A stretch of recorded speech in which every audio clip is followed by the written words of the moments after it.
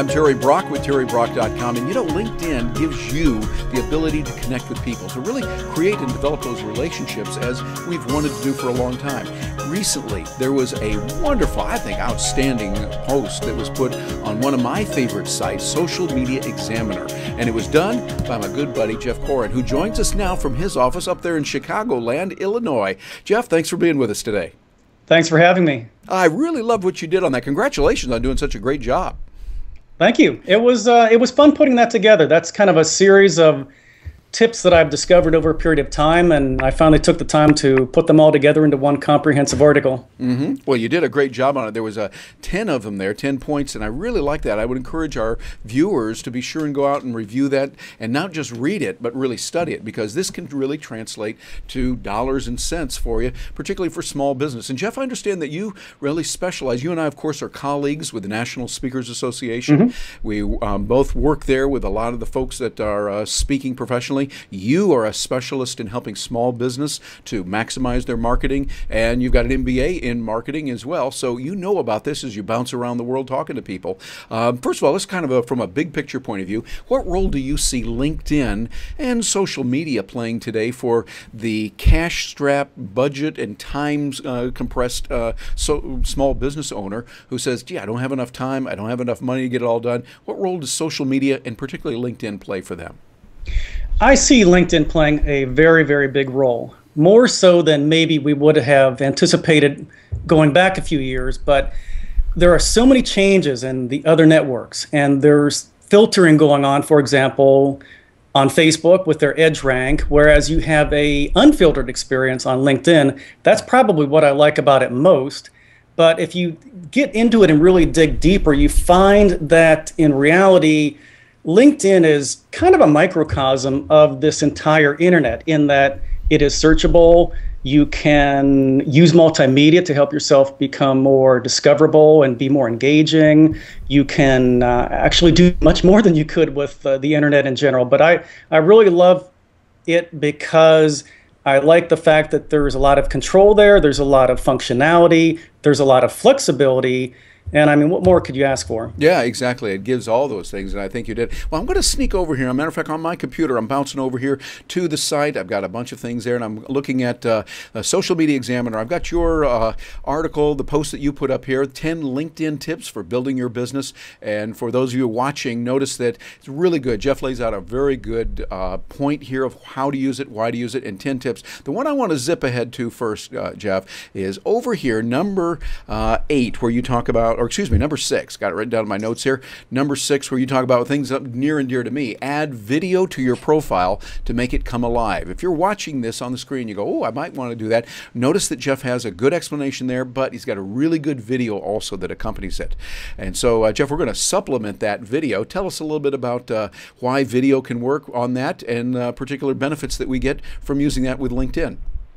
Well, you think of when you're using LinkedIn, you could be examining lots of profiles. People are, by nature, they're scanning the web. They're not really digging down. This is one thing that's going to really jump out at them, and you can use it in a number of ways. I know some people have it automatically load so that that video starts speaking as soon as somebody gets on your profile. Of course, we know that that can be a little bit annoying for some folks. So what I've done is I've used a 2-slide SlideShare presentation in which the first slide introduces the video and encourages you to click further. And when you do, you get that video of me speaking in front of a live audience, and that accomplishes my objective of hopefully being considered for future speaking engagements.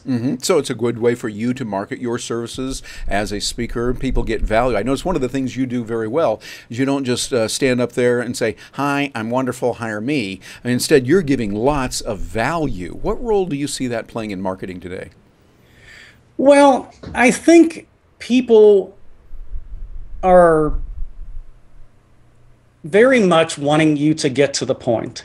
And in the earlier days of video, let's call that 5 years ago, when all of us were using tools like the Flip Minnow, we spent a lot of time wasting time basically getting to the point. And so I intentionally jump right into a video of me speaking live. No introductions, no fancy music, no nothing. I think that's what people want, is for you to get to the point.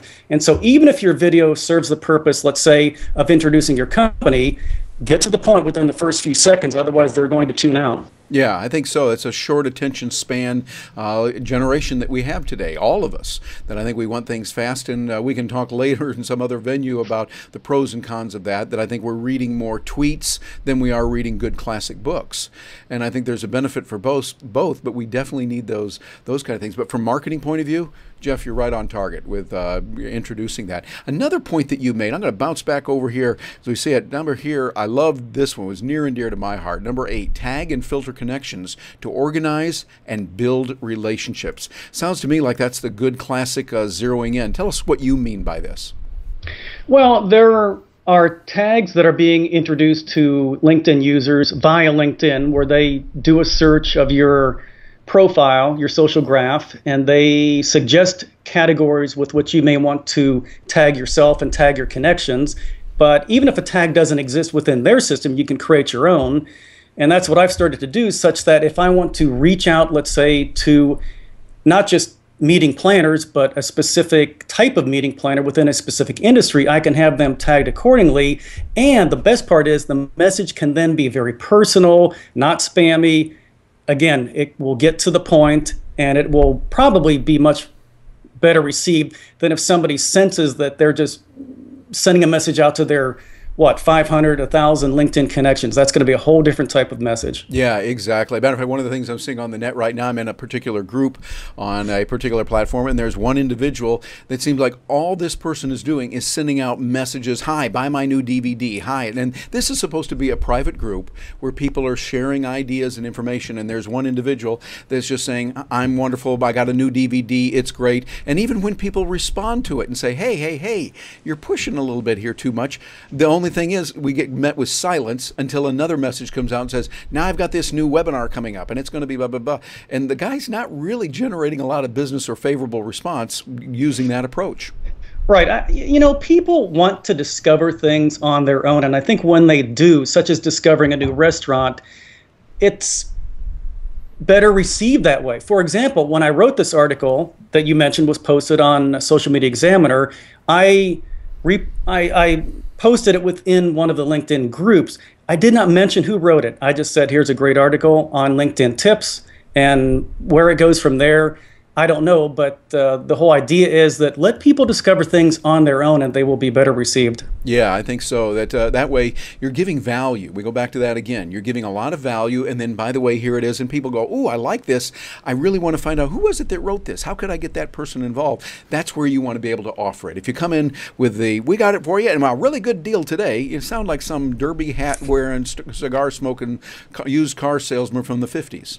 Right. Well, you mentioned, MBAs, marketing degrees. To a great extent, I do believe that much of what you and I learned in those programs years ago is probably irrelevant, because that model was very bureaucratic. It was all about putting a message out into the marketplace and encouraging them to respond, whereas now it's about focusing on the product. Yeah. For you and I, that might be being a speaker. For somebody else, that's the product or service they provide.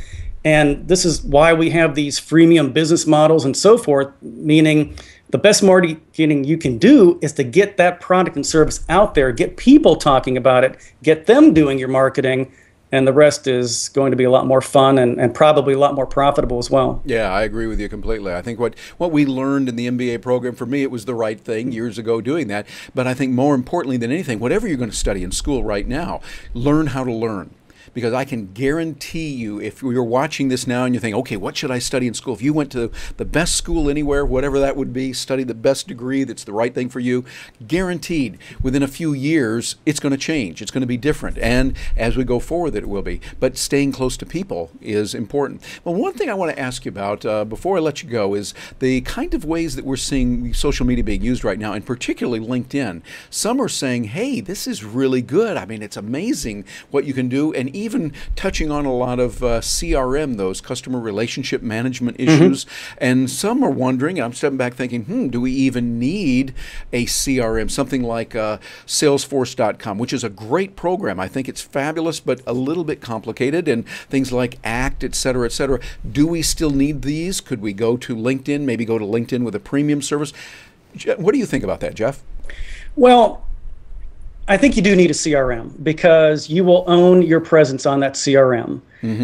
But because you don't own LinkedIn or Facebook or any of these other sites, but you can be downloading your contacts. That's one of the best features I think that LinkedIn has had from, if I'm not mistaken, the beginning, is that you can download your contacts. People will update their information on LinkedIn. As long as you're periodically downloading those contacts, you'll get their new contact information. You'll never lose touch with people. So probably having a basic CRM is sufficient. But I look at your LinkedIn profile as basically a mini website. You've got all of your contacts there. You're engaged with people. You can download that information. You can have multimedia. You can search it. It really does just about everything you would want to do, other than, again, the fact that you don't own it. So as long as you're backing that up to some other location, I think you're good to go. And obviously it's for free. You can upgrade to the premium features and get a few more bells and whistles. But everything in that article on Social Media Examiner can be accomplished with a free profile. Yeah, they've done a lot there, and we can use it. I think your point is well taken. I agree with you. Be sure and download that because, I'll give you an example. Last night, for whatever reason, internet went out here in our area. It just, the whole system there, and I called up on my cell phone because we have our phone tied in with it through our cable company, and it was out. That's a rarity, by the way. And the lady was going, oh my goodness, look at this. And all this is out, and there were several hundred that were out. It was out for maybe an hour. So it wasn't the end of the world. We eventually did. We found out we discovered a thing called books. Paper books that we could read. It was amazing, Jeff. I'll have to tell you about these paper book things. They're really great. I'll share that with you sometime. But the fact that sometimes it will go down, you do need that backed up. You never know when it's going to go down, and I need that phone number. Well, have it on something else. I'll use it on my iPad. And my iPad has all that information so that you have multiple options to get by that way. Jeff, you have helped many people, and I really appreciate your work, who you are professionally and as a person. You've done a great job. If someone says, hey, I want to get some more information about this guy, how do they reach you? What's the best way to get in touch with you? Probably the best way to reach me is at my primary site, which is jeffkorhan.com. That's JEFFKORHAN.com. There we go. And we should see that on the subtitle right below. Sure. And on any of the social networks, probably all of them, just search for Jeff Korhan, no spaces, and you'll find me. Excellent. Very good. Well, Jeff, you help a lot of people. Your information is great. And for those of you watching this, treat yourself. Get a wonderful education. And by the way, you can do it for free. Just go over there to Social Media Examiner, read what Jeff wrote on that, watch the videos that are there, watch this video a few times on it, and get in touch with him because he can help you in many different ways. Jeff, thanks for being with us today. Thanks for having me. And from Orlando, Florida, I'm Terry Brock. Thank you for joining me.